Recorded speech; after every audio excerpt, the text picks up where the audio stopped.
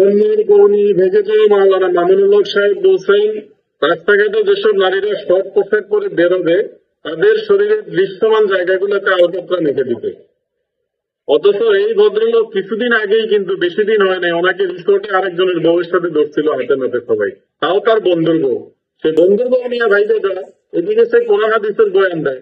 আমরা বাঙালি এত বেশি ধর্মান্ধ, দেখেন একটা লোক এতগুলো অকাম কুকাম করে গেল, এতগুলো মহিলার সাথে তার অকাম কুকামের রেকর্ড ভাইরাল হইলো, সেই মহিলার কথা ভাইরাল হইলো, তার বউয়ের সাথে তার কথা ভাইরাল হইলো, তার সন্তানের ওই মহিলার ছেলের সাথে কণ্ঠ ভয়েস রেকর্ড ভাইরাল হইলো। তারপরেও আমরা ওনাকে হাজির সাহেব এখনো পীরানে পীর হিসেবে আমরা ওনাকে নামতেছি। আর ওনার এই যে দুঃসাহসিক কথাবার্তা গুলো, উনি কোন সাহসে উনি একটা স্বাধীন সার্বভৌম দেশে উনি এটা বলতে পারেন যে কেউ যদি প্রত্যাশা করে দেয় না তার জন্য সেই জায়গাগুলোতে আলকাতরা মেখে দেয়? এইটা কোন ধরনের দুঃসাহসিকতা? উনি কি বাংলাদেশ থেকে আফগানিস্তান বানিয়ে চাইতেছেন?